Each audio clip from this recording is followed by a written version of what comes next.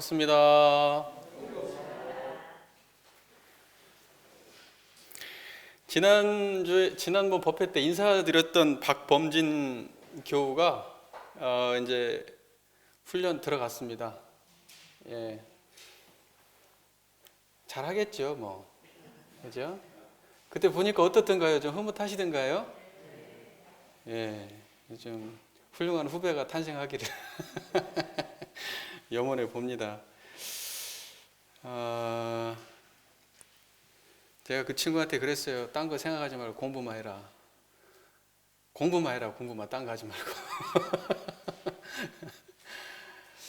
예, 공부만 하리라고 저는 이제 믿어봅니다. 예. 그 범진교를 그 학교에 기숙사에 갖다 이렇게 짐이랑 다 실어다 내려주고, 그때 이 심과 기도를 제가 이렇게 요새 하고 있잖아요. 그러다 보니까 제 학교 시절에 심고 올렸던 게 생각이 나요. 그때 고민했던 게. 저는 항상 심고 시간이 되면은 마음속에서 글짓기를 했어요. 글짓기.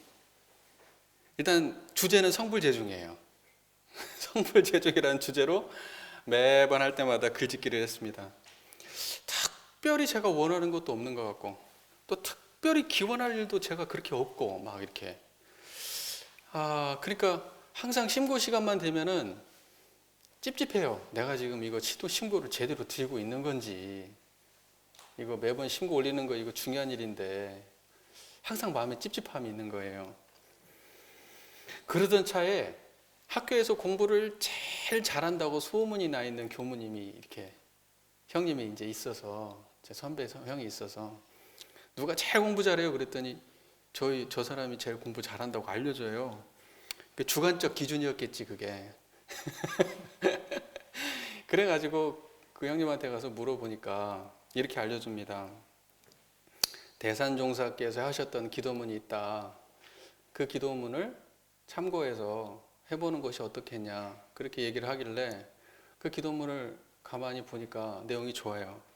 대산종사께서 오랫동안 하셨던 기도문인데, 그래서 오랫동안 그 기도문으로 심고를 올렸습니다. 정해진 그 기도문을 가지고 이렇게 심고를 올리기 시작하니까 매번 글짓기 할 필요가 없어진 거예요. 그러니까 매번 똑같은 신고문을 꾸준히 올리게 되니까 그 고민이 없어서 참 좋았던 기억이 있습니다. 또 그게 선지님의 기도문이잖아요. 그러니까는 뭔가 이렇게 잘못되진 않겠지, 내가 잘하고 있는 거겠지, 이런 안도감도 있었습니다. 그렇게 그 기도문 한 15년 정도 매번 한 것 같아요. 신고 때마다 15년은 했을 거예요. 학부 졸업하고도 한참 교문 와서도 오랫동안 했으니까요. 그 기도문이 이제 이겁니다. 천지하감지위, 부모하감지위, 동포응감지위, 법률응감지위, 거룩하신 법신불 사흔전에 피은자 박근삼은 두 손 간절히 모두고 고백하옵나이다. 하늘은 만물을 다 덮어주시고 땅은 만물을 다 실어주시며 성현은 만물을 다 호렴하시어 화지육지 하시나니 피은자 박근삼은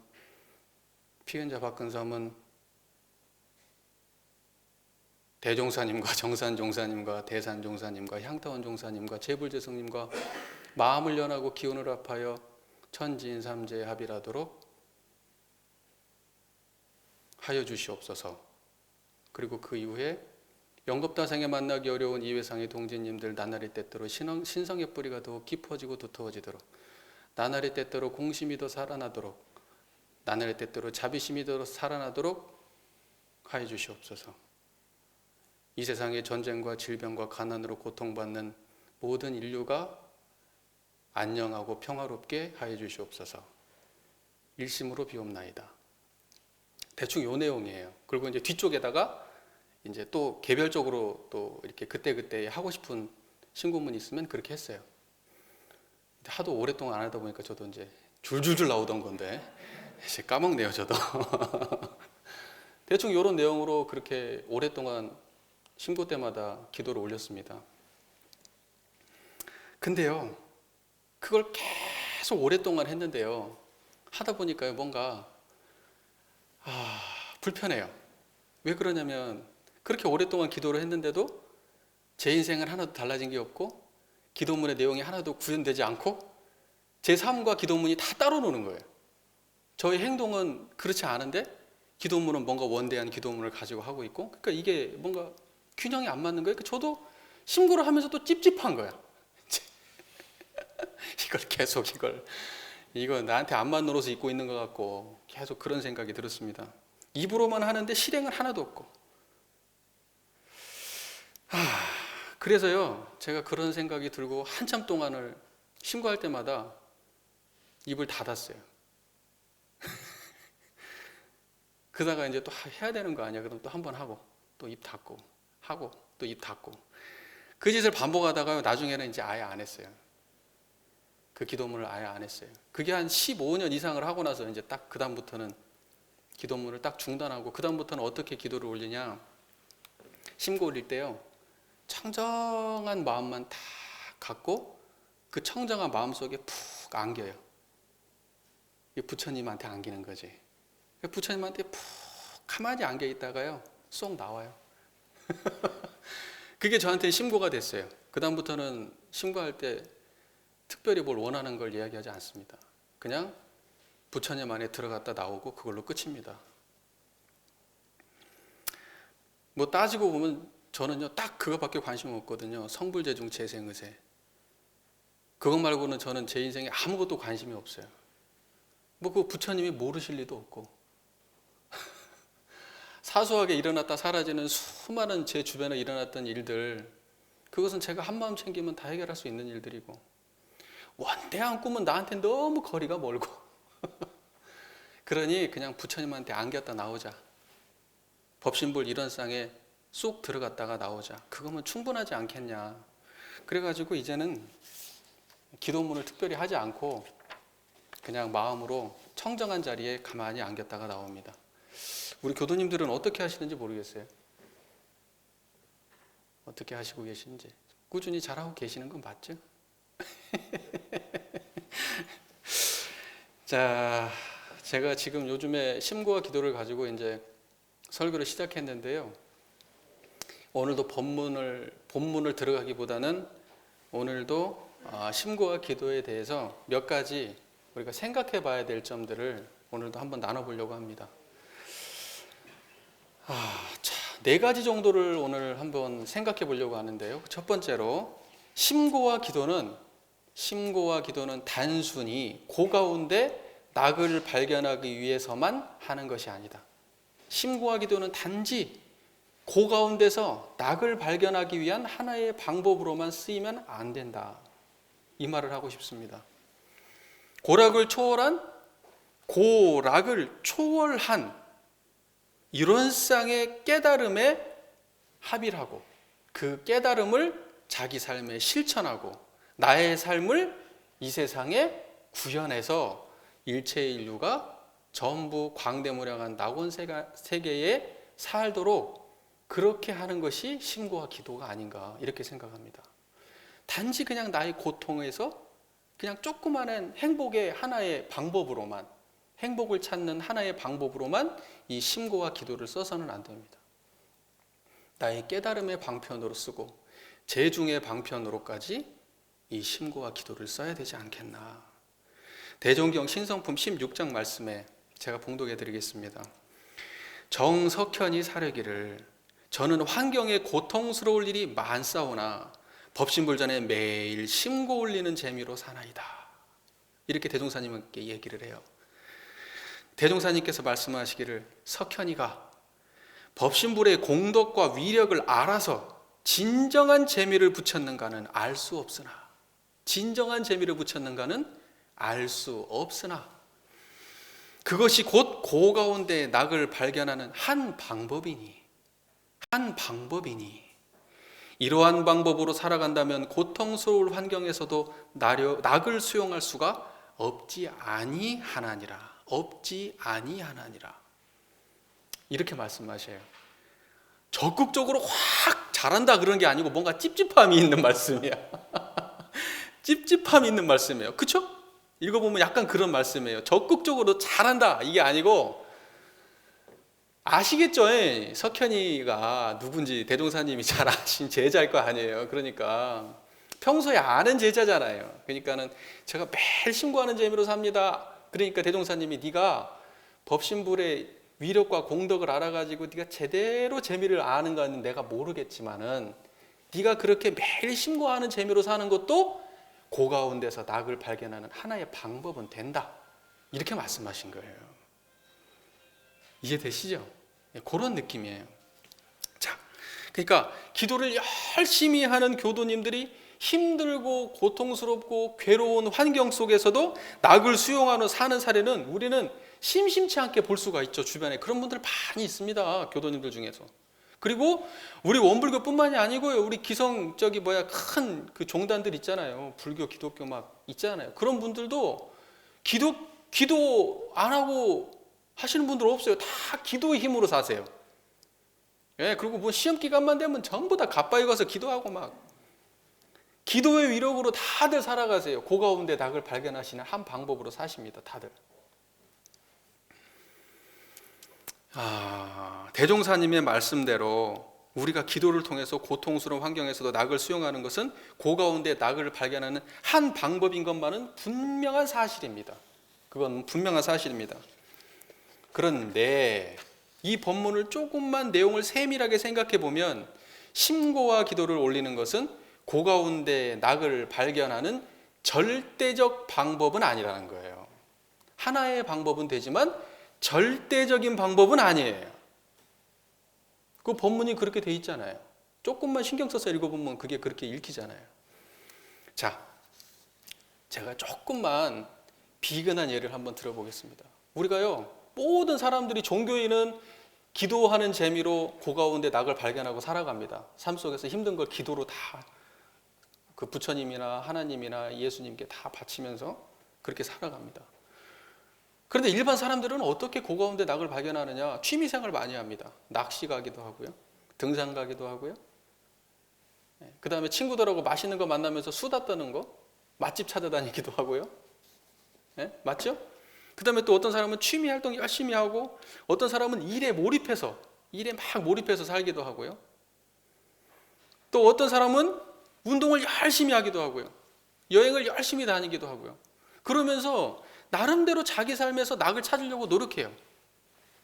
종교인들은 기도의 방식을 찾고 있지만, 자, 어떤 분들이 아마 이 얘기를 듣고 이렇게 생각할 거예요. 야, 세상에 아무리 그래도 야, 기도하는 거하고 운동하는 거하고 똑같이 취급하냐 너는? 저한테 그렇게 얘기하시겠죠.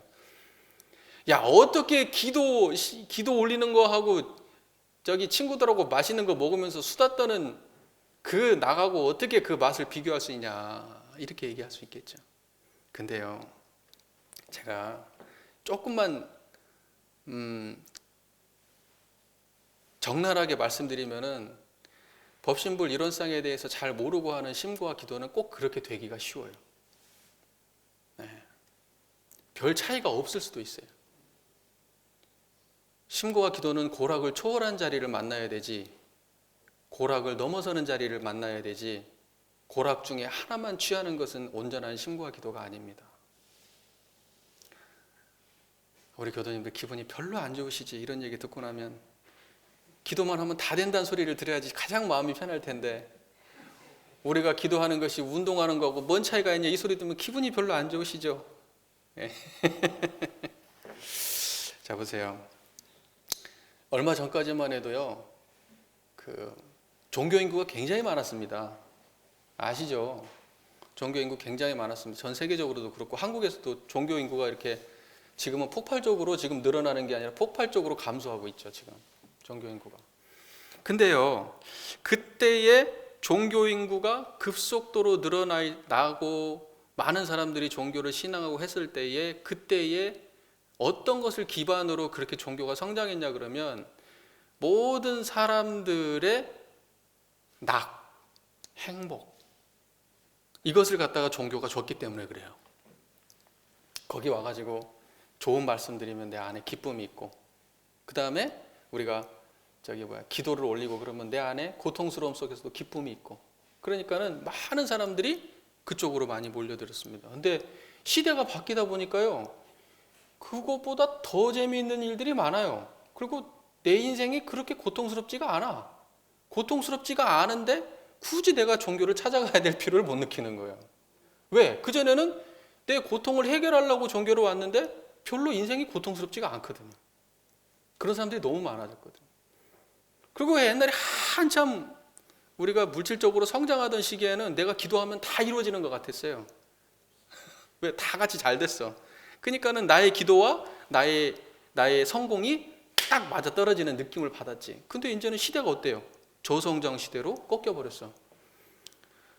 그러니까 이건 기도해도 별로 차이가 없는 것 같고, 취직도 안 되는 것 같고, 사업도 안 되는 것 같고, 기도하면 예전에는 다 됐던 것 같은데 이제는 아닌 것 같고, 지금 그런 시대가 돼버렸어요. 심각한 말씀을 드리는 겁니다. 종교보다 훨씬 더 재미를 주는 수단이 늘어났고, 종교보다 훨씬 더 중독이 잘 되는 그러한 재미있는 그러한 일들이 세상에는 이미 많아요. 그리고요, 잘 아시겠지만 그것을 잘해야 돈을 벌어요.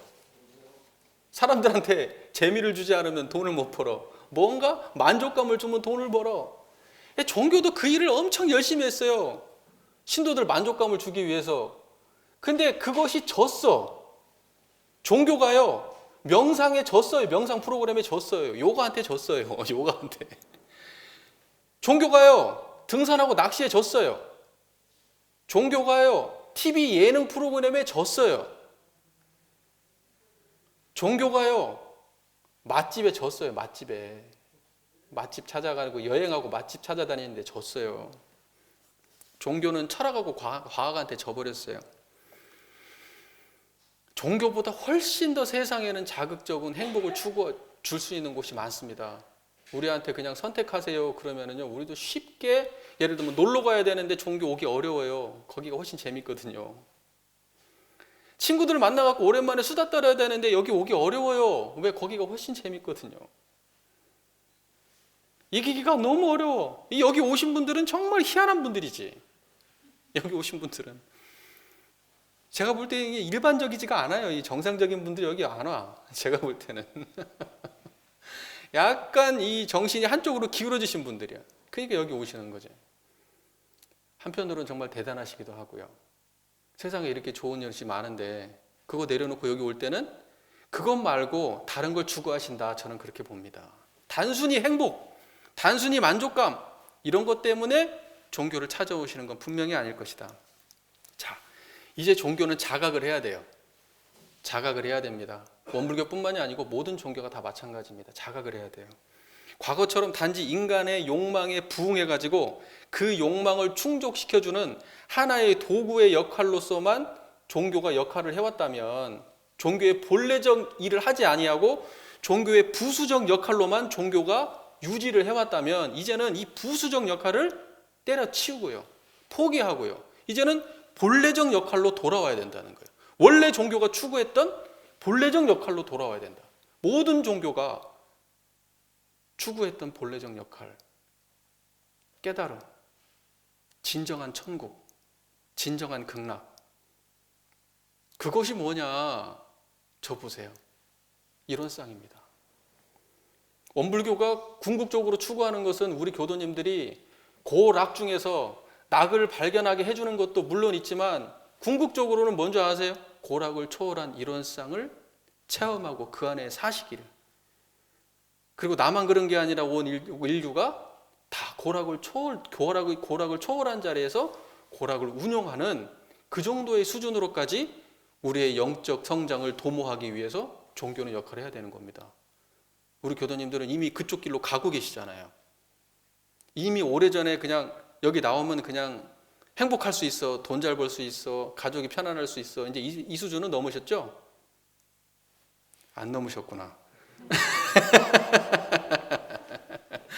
행복 찾는 종교는 이제 그만해야 된다. 이제 그걸로 유지하던 종교는 이제 그만해야 된다. 단순한 고락의 차원을 넘어서는 원래 종교의 본질을 말해야 될 때가 이제 왔다. 그렇게 하지 않으면 종교는 살아남을 수 없습니다. 이제. 자, 심고와 기도는 단지 그 가운데 낙을 발견하는 수많은 방법 중에 하나가 아닙니다. 고락을 초월한 극락을 체험하게 하고 세상을 낙원으로 인도하기 위한 서원을 자각하게 하고 인과를 바르게 운전하기 위한 지혜를 제공하는 물질 문명의 행복과는 질적으로 다른 비교할 수 없는 궁극의 정신 문명의 체험을 안겨줘야 되는 것이 종교가 해야 되는 일입니다. 그것이 원래 종교가 해야 되는 일이에요. 이제라도 정신 차립시다. 이제라도 정신 차립시다. 우리 그렇게 하실 거죠? 딱 4분.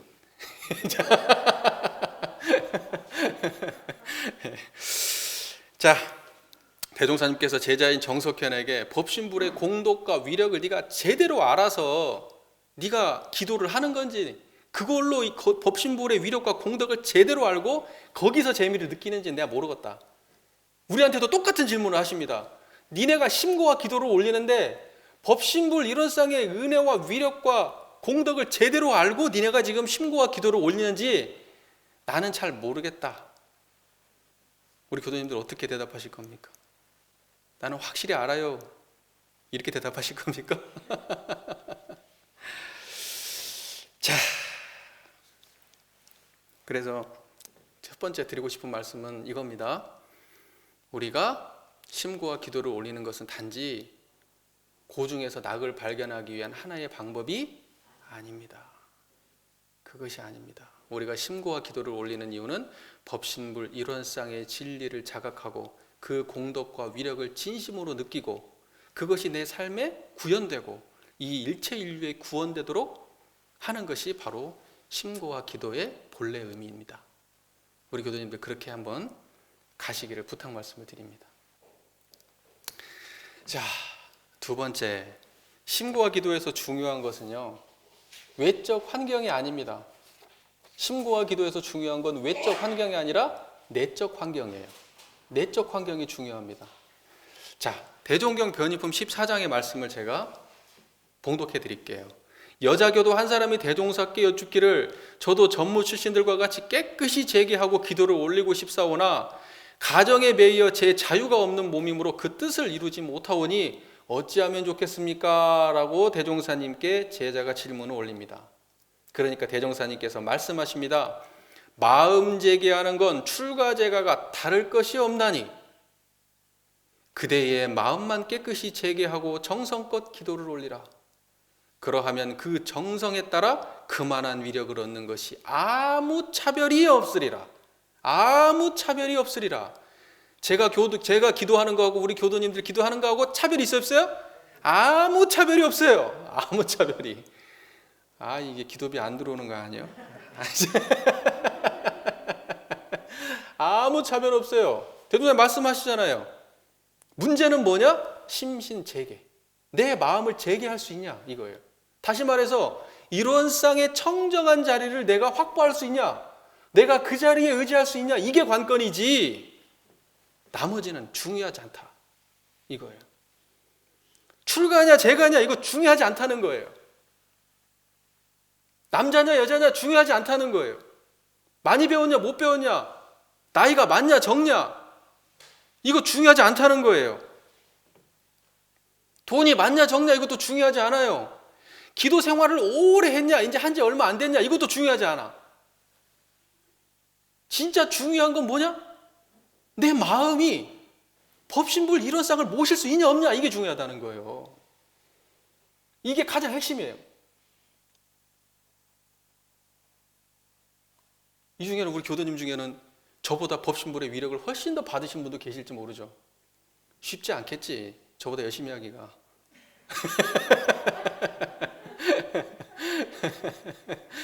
법신불 은혜와 위력이 가장 첫 번째인데 그것이 뭐냐? 마음의 재개다.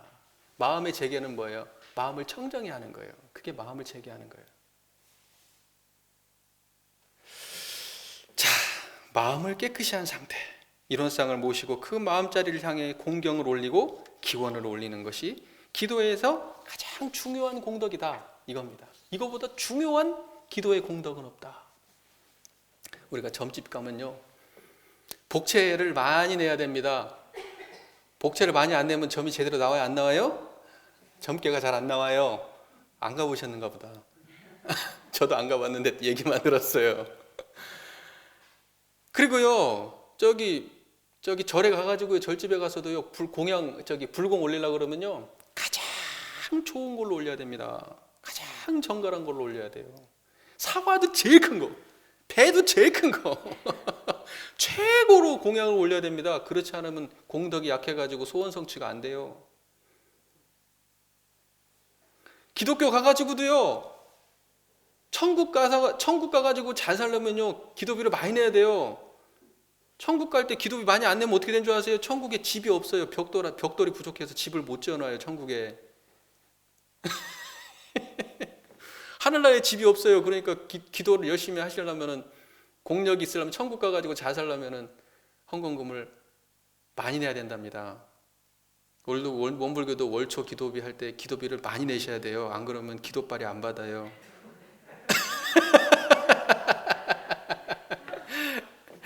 보세요. 그런데요, 제가 드리고 싶은 말씀이 이거예요. 원불교, 우리가 이런 물질적인 재물을, 우리가 기도할 때 재물을 올린다는 게 재물이죠, 일종의 기도비가. 이 물질적인 재물은요, 이 마음의 재물에 비하면요, 1000분의 1, 10,000분의 1, 억분의 1도 안 돼요. 비교도 안 돼요. 물질적 재물은. 우리가 올려야 될 진짜 재물이 뭐냐? 이 마음의 재물이에요. 마음의 재물. 마음을 올릴 수 없으면요, 우리 제대로 기도하는 거 아닙니다. 자, 보세요. 점집의 귀신은요, 돈이 필요가 없어요. 사람이 돈이 필요한 거지. 저기 절집의 부처님은요, 욕심이 없으세요. 사람이 돈이 필요하지. 하나님, 예수님은 돈 필요 없어요. 그분들은 욕심도 없고요. 사람의 돈이 필요하지. 그러니까요, 오직 범부들만 욕심을 낼 뿐입니다. 부처님은 뭘 받아주시는 줄 아세요? 돈을 받지 않아요. 마음을 받습니다. 어떤 마음? 청정한 마음. 청정한 마음이 가장 부처님이 좋아하고 값지게 생각하는 마음입니다. 재물입니다. 자, 매번 기도 올릴 때마다 우리 교도님들 청정한 마음을 제물로 올리시기를 부탁드립니다. 법계를 감동시키고 삶을 변화시키는 기도가 되려면 청정한 제물을 올려야 됩니다. 매일 청정한 마음을 제물로 올리는 사람의 공덕은 헤아릴 수가 없는 공덕입니다. 욕심만 올리지 마시고, 미움만 올리지 마시고, 걱정만 올리지 마시고, 이제부터는 청정한 마음을 제물로 올리시기를 부탁 말씀드립니다. 제가 이렇게 말했다고 또 기도비 안 내고 그러지 마시고 또. 교당도 유지는 해야 될 거 아니에요, 그죠? 기도비는 꼬박꼬박 하시던 대로 잘 해주시길 부탁 말씀을 드립니다. 기도비 안 내라는 얘기 아니에요.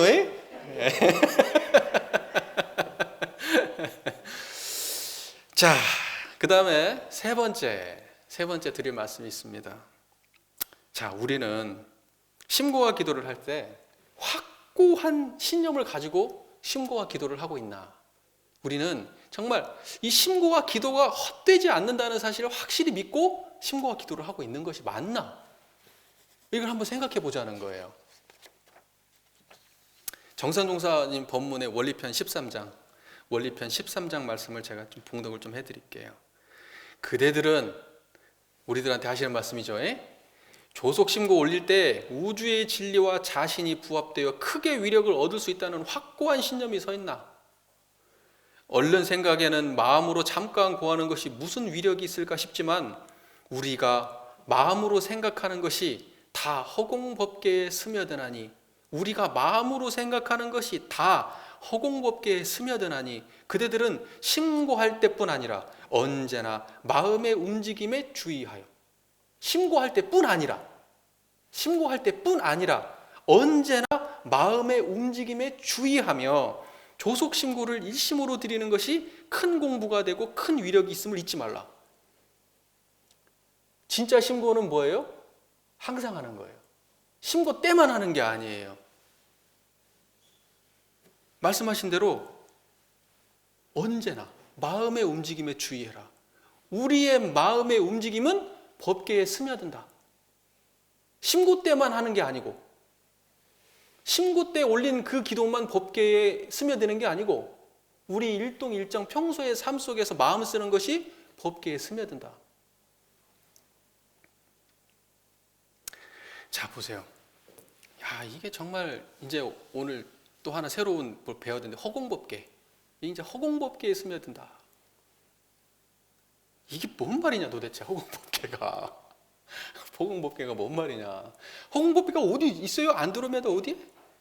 허공법계 어디 따로 있어요? 어디 있어갖고 우리한테 막 도움을 주시는 어디 허공법계가 따로 있어요? 허공법계는 이론상짜리를 허공법계라 그래요. 이론상을 뭐라 그런다? 허공법계다. 같은 말이에요. 그래서 허공법계다라는 말을 쓰기도 하고, 또는 뭐 법계, 또는 청정법계, 또는 뭐 진여법계, 또는 뭐 무량법계, 또는 뭐 일심법계, 막 그러면서 법계 앞에다가 막 여러 가지를 많이 붙여요. 그런데 전부 다 뭐냐? 허공법계. 아니, 전부 다 뭐냐? 이론상 한 자리예요. 이론상 한 자리. 자, 보세요. 우리는 모두 이 허공법계에 살고 있어요. 그래서 허공법계 한번 만나보죠. 그래야 정산도사 법문이 이해가 돼요. 이게 무슨 말씀이신지. 자, 보세요. 저 한번 보세요. 저 지금 잘 보이시죠? 잡념 없으시죠? 지금 마음 대충 잘 잡혔어요? 자, 요게 법계예요. 이게 법계예요. 제 소리 잘 들려요? 이게 지금 법계에 울리고 있는 소리예요. 제가 잘 보여요? 지금 법계에서 알아봐 주시고 계시잖아요, 저를. 이게 법계예요. 이게 뭔 소린가? 내가 봤던 거 그대로 똑같이 보이는 것 같은데 지금 그 법계의 감각이 생기셔야 돼요. 시간이 좀 걸립니다. 지금 안 된다고 고민하지 마시고, 제가 어차피 영상 올려놓을 거니까 나중에 법계가 이해가 안 되면 이 영상을 돌려보세요. 많이 보셔야 될 거예요. 자, 지금 제 소리가 법계에 울리고 있고, 지금 법계가 저를 보고 있어요. 지금 이게 법계입니다. 청정한 이대로 드러난 게 법계예요. 그러니까 모든 생각이 여기서 드러나고요, 모든 감정이 여기서 드러납니다. 이게 법계니까요. 법이라는 게 뭐예요? 생각이 법이고, 감정이 법이고, 느낌이 법이고, 촉감이 법이고, 보이는 게 법이고, 들리는 게 법이고, 생각이 법이고, 걱정이 법이고, 기쁨이 법이고, 그게 다 법이라고 그래요. 그걸 보고 만법이라고 그래요. 만법. 그 법이 드러나는 세계가 뭐라 그래요? 법계다 그래요. 법계는 어떻게 생겼냐? 청정하게 생겼어. 그리고 법계는 어떻게 생겼냐? 텅 비었어. 그 법계는 어떻게 헤아릴 수가 없어. 법계는 어떻게 생겼냐? 일심짜리예요. 다른 말로 법계는 뭐냐? 하나로 뚜렷한 이 자리가 법계예요. 어떤 법이 들었냐? 생멸법이 가득 차 있고, 이 법계는 불생불멸로 운전해가. 이 불생불멸의 법과 생멸법이 이 자리에 다 갖춰져 있다. 그래서 이걸 통칭해서 이걸 법계다. 원불교 이름으로는 이론상이다. 그렇게 말하는 겁니다. 이 법계예요, 이게. 우리 교도님들 꿈 꾸시죠? 꿈도 법계에서 일어나는 일이에요. 꿈을 안 꾸시죠? 꿈 안 꾸는 것도 법계에서 일어나요. 꿈도 없이 깊이 잠들었다 그러잖아요. 그것도 법계 밖의 일이 아니야. 법계 안의 일이에요. 법계가 저기 어딘가 있다고 하면요, 그것도 법계 안에 있는 법계예요. 천국이 어디 있다고 하면요, 그것도 법계 안에 있는 거예요. 법계 벗어나서 없어요. 자, 천지부모 동포 법률도 다 어디서 드러나요? 이 자리에 드러나죠. 전부 다 이 자리입니다. 이 천지부모 동포 법률의 본원자리, 여기가 법계입니다. 부처님도 여기서 드러나요. 예수님도 하나님도 여기서 드러나요. 그분들 법계 밖에 계신 분들이 아니에요. 법계 안에 계신 분들이지. 이 말이 뭔 말인가 지금 너무 어렵죠, 지금 이게. 나무도 여기서 드러나고, 풀도 여기서 드러나고, 바다도 여기서 드러나고, 하늘도 여기서 드러납니다. 이 법계 안에 있어요. 걱정도 여기서 드러나고, 기쁨도 여기서 드러나고, 자식도 여기서 드러나고, 부모님도 여기서 드러납니다. 다 법계 안에 있어요. 자, 여기가 만법이요. 일어났다가 머물렀다가 무너졌다가 사라지는 것이, 모든 만법이 일어났다가 머물렀다 무너졌다 사라지는 것이 환히 갖춰진 이 자리를 보고 법계다 그럽니다. 법계다. 법계가 어떻게 생겼냐? 청정하다. 그러면 청정법계다. 법계가 어떻게 생겼냐? 텅 비었다. 그러면 허공법계다. 이렇게 얘기하는 겁니다. 자, 보세요. 그래서 이 법계에 대해서 아시는 분들은, 법계를 자각하고 이론상자리를 깊이 자각하신 분들은 일체 인류가, 생멸하는 모든 일체 중생이 법계 안에 한 권속으로 있다 이렇게 생각해요. 법계 안에, 법계를 떠나서 없다 이렇게 생각해요. 우리 교도님들이 전부 다 제 법계 안에 들어와 계세요. 제가 여러분의 법계 안에 있어요. 하나의 법계를 공유하고 사는 것이 인류예요. 지금 정사님 뭐라 그래요? 한우란, 한이치, 한 집안, 한 권속이 한 일터, 한 일꾼으로 이론 세계 건설하자. 그게 법계의 일이에요. 법계의 일. 다 한 권속이요. 법계에 들어오면. 이걸 어찌 해야 될지. 뻥 찌고 계시죠 지금? 이게 뭔 소리인가 싶죠 지금? 자, 넘어가겠습니다. 제 마음이 지금 제가 이 이야기를, 자 보세요 교도님들, 자 저를 보세요. 저도 지금 이게 참 당혹스러워요. 이걸 어떻게 이해시켜야 될지. 저를 보세요. 제가 잘 보이세요? 잘 보이시죠? 지금 이 소리가 잘 들리세요? 그 소리가 들리는 그 공간이, 그 마음의 공간이 법계예요. 제가 잘 드러나 있어요? 그 마음의 공간을 법계라고 하는 거예요. 그 자리가 법계예요. 그것을 공간으로 보면 법계라 그래요. 공간의 차원으로 보면 법계라 그래. 안 되는가 보다. 근데 중요한 건 뭐냐면, 제가 어떤 마음을 내도 법계 안에 있고요. 지금 저 보세요. 제가 여기서 교도님들한테 기분 좋은 말씀을 드리면 교도님들이 반응을 쫙 하실 거잖아요. 이게 법계의 일이요. 내 행동을 하고 내가 말을 하고 무언가를 할 때 법계에서 일어나고 있기 때문에 우리 교도님들이 그걸 다 영향을 받아요, 안 받아요? 법계에 사는 우리는 전부 다 한 기운이 상기운의 속에 살기 때문에 다 영향을 주고받아요. 그러니까 우리가 심고와 기도를 올릴 때 내가 마음 한번 하고 말 똑바로 하고 행동 똑바로 하고 마음 똑바로 쓰면 그게 전부 다 어때요? 법계에 있는 모든 법계 중생들한테 영향을 미쳐요, 안 미쳐요? 미친다는 거예요. 그게 법계에 스며든다는 말이에요, 그게.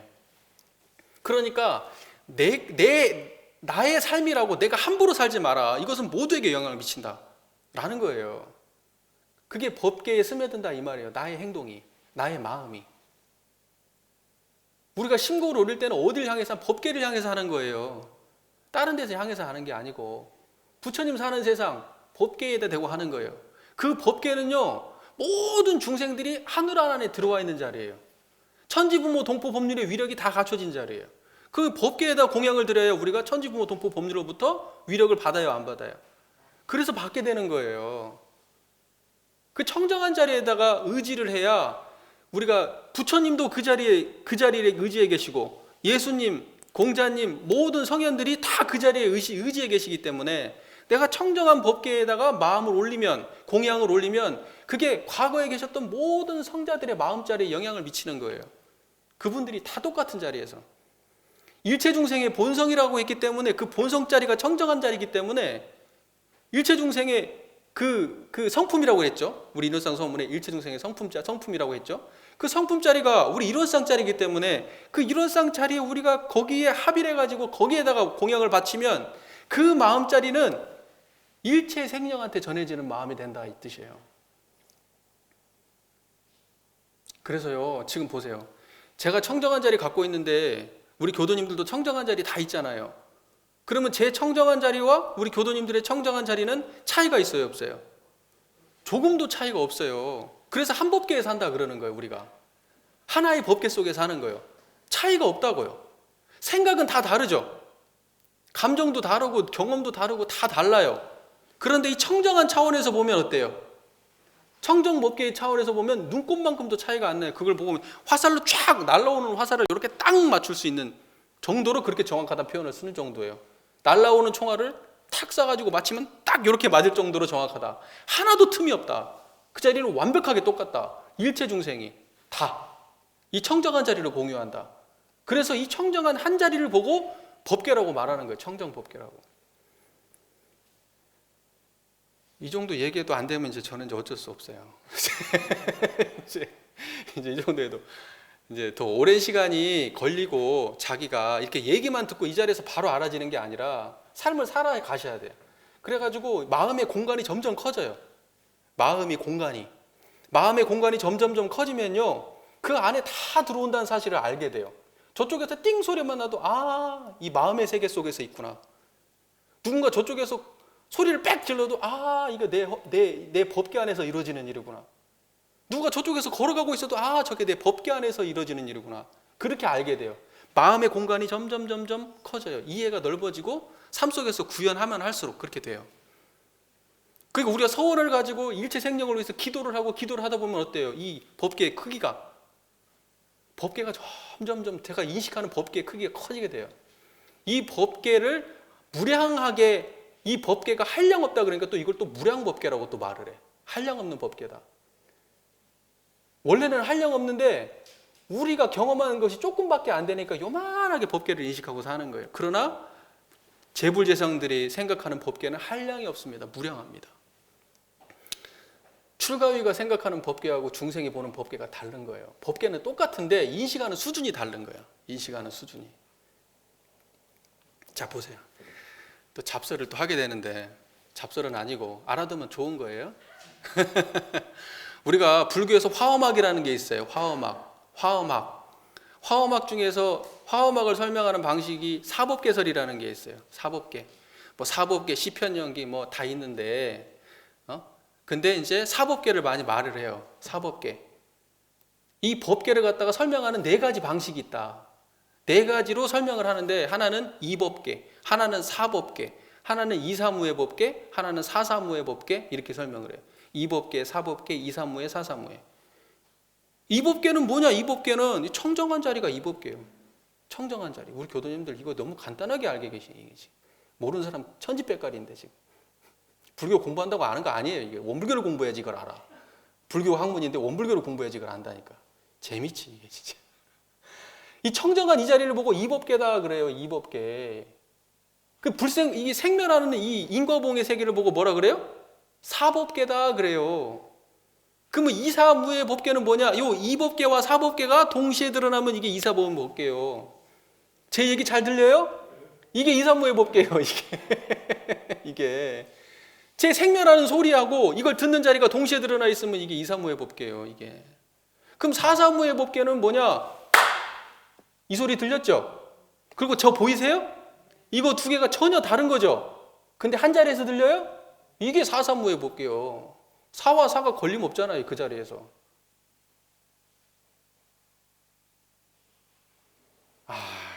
이걸 어떻게 하나 이걸 좀 잘 이해를 하고 있는지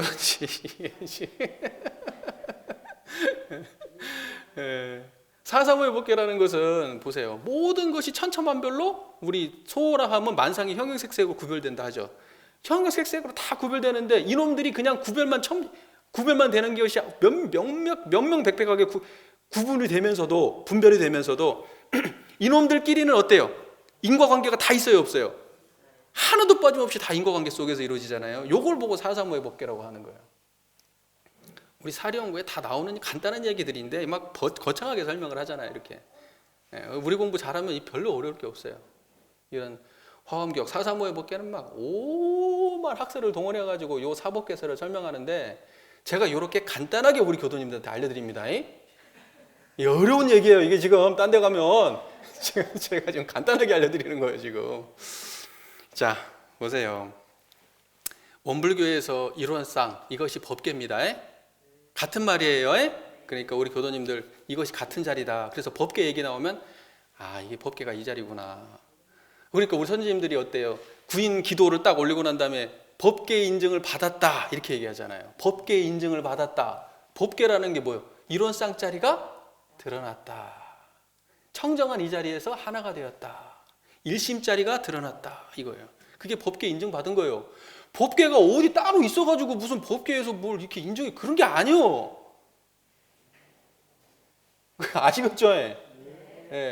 어디 따로 있는 법궤가 있다면요, 그것은 온전한 법궤가 아니요, 생멸하는 법궤지. 이 불생불멸한 청정한 자리가 진짜 법궤예요. 이게 요 마음에서 드러났다 사라지는 법궤, 우리가 관념 속에서 어디 법궤가 어디 있나 보다라고 생각하는 그 법궤가 있다면 그것은 필히 없어지는 법궤예요. 참나온 법궤가 아닙니다. 그걸 보고 공상이다 그래요. 공상, 망상. 진짜로 우리가 법궤로 확인해야지. 법궤도 모르고 생각으로 만나는 법궤는 진짜 법궤가 아니에요. 우리 교도님들이 지금 마음세계에 그대로 구현되고 있는 법궤가 진짜 법궤지. 이해되시죠? 그래서 정산종사 법문에 정말 이게 예전부터 나 이게 너무 멋있는 법문이라서 우리 교도님도 지금 다 아실 법문인데 나 너무 멋있어. 이 법문이 볼 때마다 너무 멋있어. 보세요. 정산종사 법문 생사편 30장 말씀인데, 병환이 침종하신지라 시봉진이 다시 특별 기도를 드리고자 사뢰니, 이제 정산종사가 몸이 굉장히 안 좋으셨어. 평생을 안 좋으셨어요. 정산종사. 그러니까 이제 병환이 너무 안 좋으니까 이제 제자들이 병환이 낫게 해달라고 기도를 드리잖아요. 말씀하시기를 법궤에서 아는 사람은 법궤에서 알아 하리니 이후 기도는 그만두라. 이 정도 얘기가 나와야 되는데 법궤에서 아는 사람은 법궤에서 알아서 하리니 이후 기도는 그만둬라. 야, 이게 뭔 말인가 도대체. 법궤에서 아는 사람은 법궤에서 알아서 한다. 자, 보세요.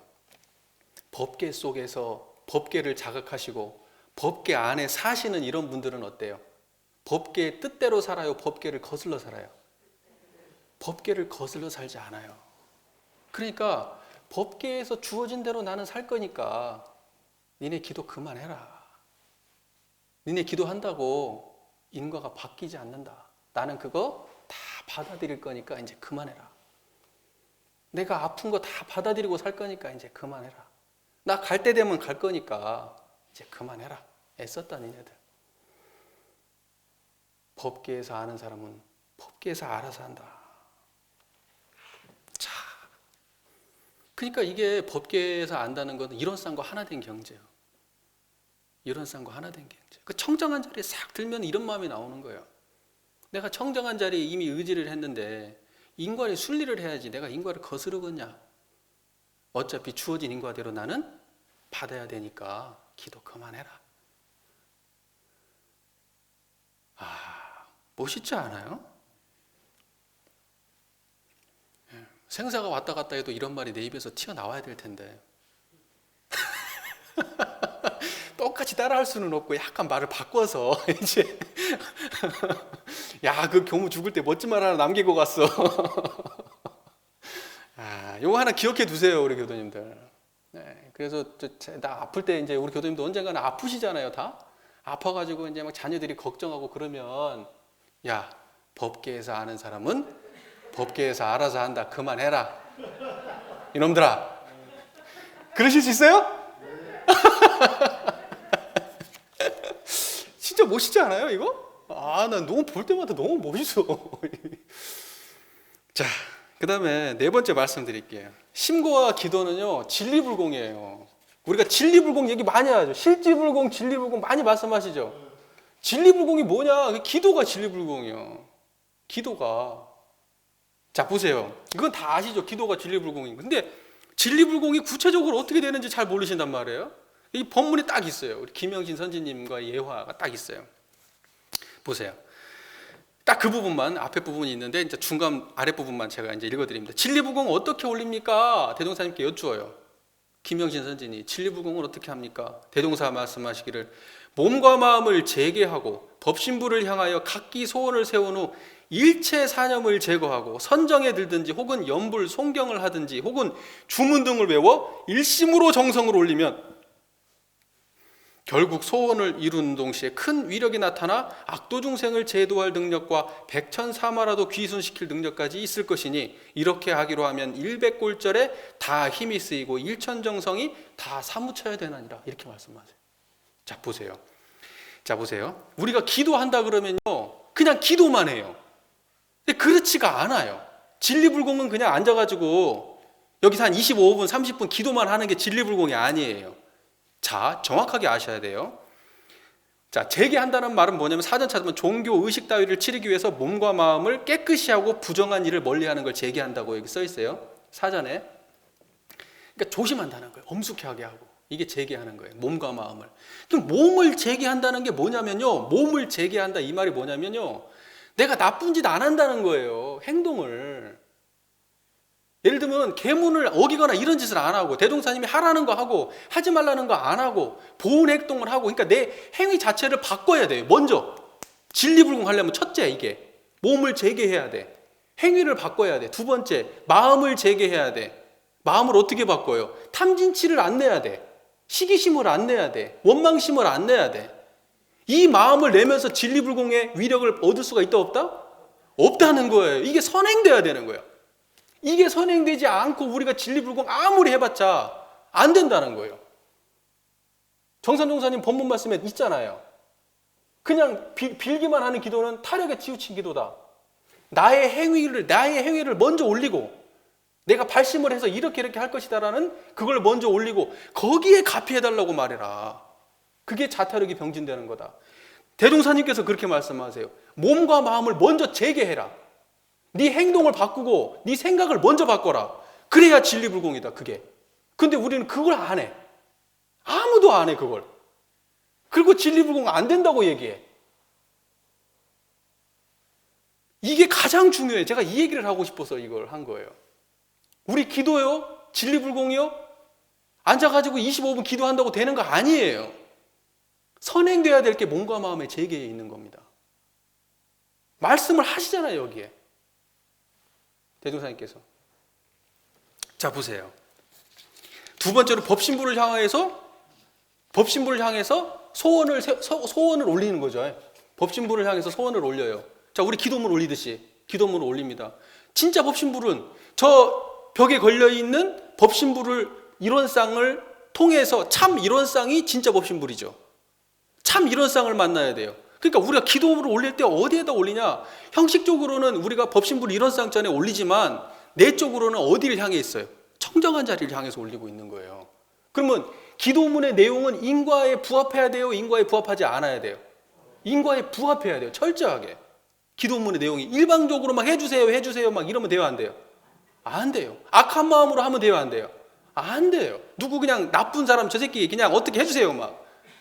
저 인간 망하게 해주세요 그냥 막. 가다가 그냥 넘어져서 코빼기 깨지게 해주세요 막. 이런 기도 하면 돼요? 안 돼요? 그거 안 된다고. 인과적으로 합당한 기도를 해야 되고요. 두 번째, 내가 실천할 것을 올려야 되는 거예요.